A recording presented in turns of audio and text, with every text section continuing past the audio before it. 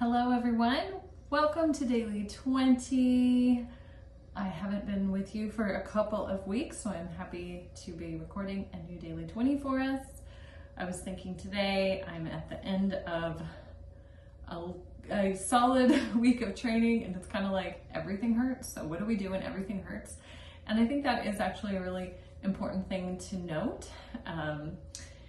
that if you are in that situation, is to take notice of areas, tendons, muscles that are feeling extra tight, places where you're having just a little bit of something going on there. You think, oh, it's not an injury, but it's just kind of those little niggles in your body that start to feel like they could be developing into more soreness or more injury. Of course, those are the places that we want to address first. Today though, I am going to address, we're going to work chest and back.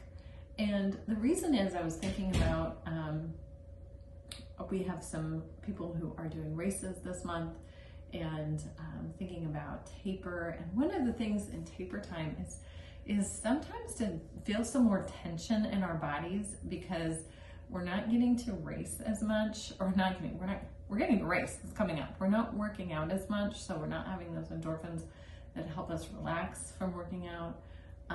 Also, just kind of thinking about a race, especially if you're going to one where you're traveling, you have family going with you, all of those extra things. I have definitely found myself in those situations being more stressed, and sometimes it can be easy, especially to carry it like in our back, in our neck area. So that's what we're going to work on today. We're going to start with, as always, just doing some work on our muscles. So foam roll, we're going to start with, actually we're not going to use this one today, but this one is one of my favorite ones. I highly recommend it.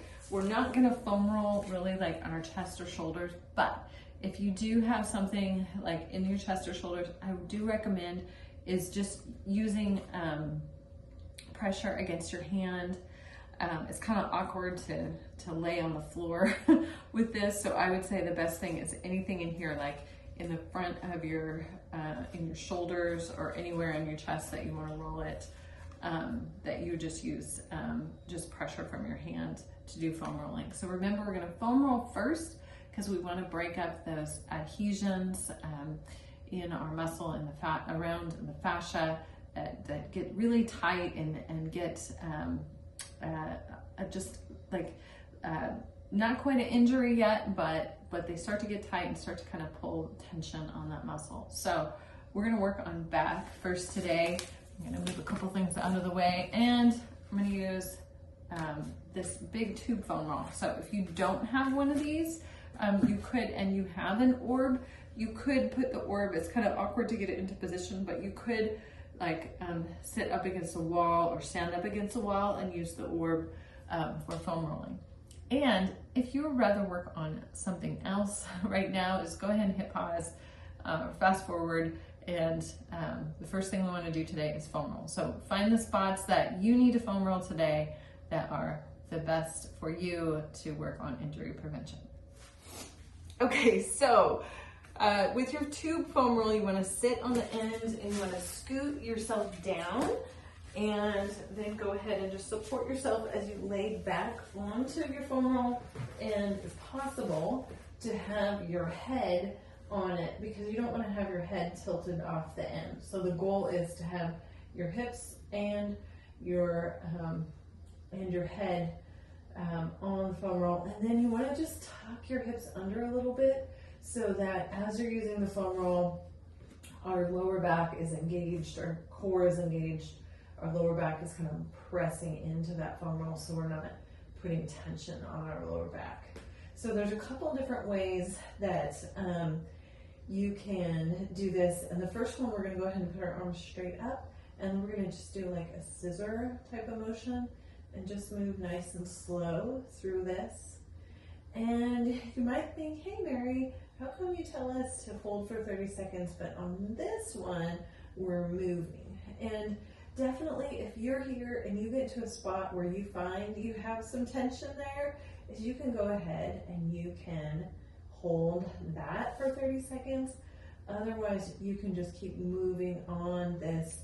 Still, this motion is working to loosen up these muscles, to work on breaking up adhesions in those tight muscles that we get sometimes in our upper back, okay? So you can do between 5 and 10 of these, and like I said, if you find a spot that's like, oh, that really is a little bit tight there, then you can hold. The next one we're gonna do is we're going to go straight out. So arms are gonna go straight out to the side. And this one, you can go ahead and hold here. Again, make sure you remember to engage your core. I just remember because my back just kind of wants to arch there. But this one, you can go ahead and hold.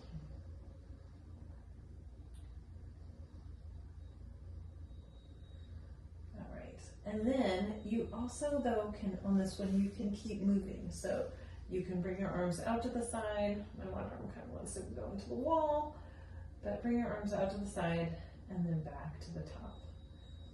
Similar to our scissor, we're just getting that motion on those muscles, kind of like if someone were massaging those muscles in your back. The last one, we're gonna do like a snow angel, okay? So like you're a kid out in the snow, put your arms, start with your arms down, and then we're gonna go out and up above. So you'll feel that hit some little bit different on those muscles in our upper back. And if you find a spot, again, if you find a spot that has a particular little bit more of tightness in it, you can go ahead and hold there. Otherwise, you can just keep moving. And again, 5 to 10 of these, just depending on what you need. This can be a really relaxing thing to do. If you are, if you work sit a lot, if you sit at a desk, if you have a long drive, you notice that you have a long drive, sometimes it's easy to just kind of be more forward. Even sports like running and riding bikes and swimming, we're all moving in this forward direction. Well, it just can be helpful to do those type of foam rolling exercises.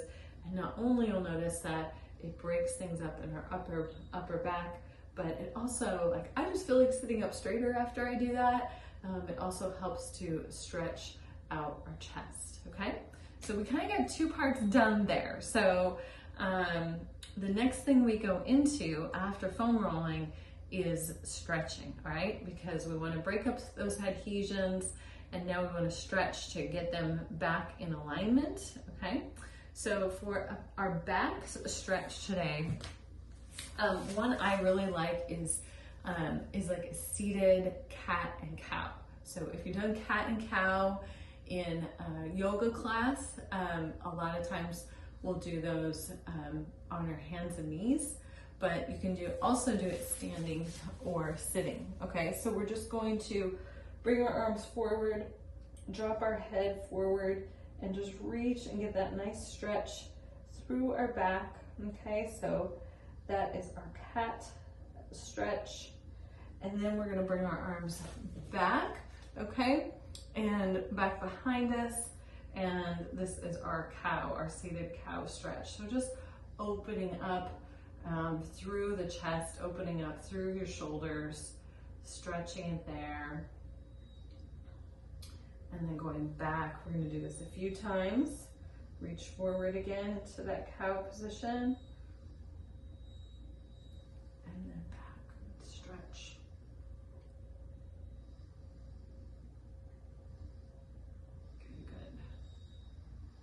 Good. Forward again. Keep hitting the wall. Forward again.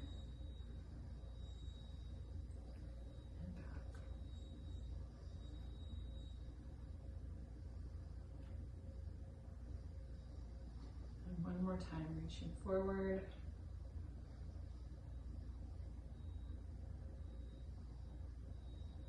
Take some nice deep breaths here. Get some extra oxygen into your body.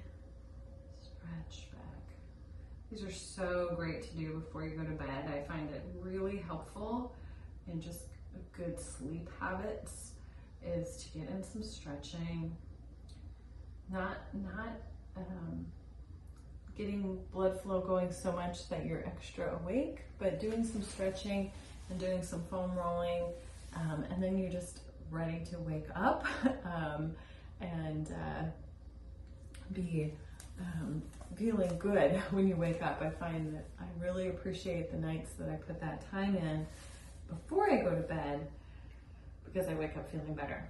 Okay, the last thing we're going to do is strengthen. So remember, we do our foam rolling, we do our break up those adhesions, we stretch, and now we're going to strengthen to just solidify those muscle fibers where they're supposed to be. This isn't meant to be like a strength training kind of strengthening, just a few exercises. So we are just going to do back today, okay? So a band works really, really well. So one of these, this is a super band. You can also use one of these kind of bands, just some kind of stretchy band with a handle on it. The handles were good, although the handles are too long for this exercise. Or if you've been to physical therapy, and sometimes they'll give you the bands that you can use, or the like plastic exercise bands to take on with you. Take those home and keep them, at least until they wear off. All right, so for this one, we want to sit up nice and tall. Legs are going to be straight out in front of us. Toes are going to be up. You can just hook that band around the bottom of your feet. And then we're going to bring elbows back, and we're just going to do 10 rows. And just move nice and slow through this. Activate your core, squeeze your shoulder blades together. Keep breathing. Just a nice steady pace on this. Good, good.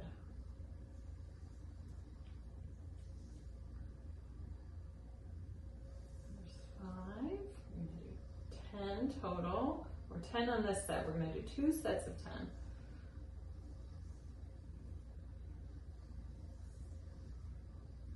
The tension doesn't have to be a whole lot in this, so it can just be an easy band. Mostly we're just getting the movement here. And even if you didn't have a band, doing the movement without the band is perfect. So even if you didn't have the band, just to do this after we've done our foam rolling and after we've done our stretching, still I think would be fruitful work. Okay, so let's go ahead and do one more set of these. Sitting up nice and tall, activate your core, draw your belly in towards your spine, bring those elbows back, squeeze your shoulder blades together, and release. 10 of these.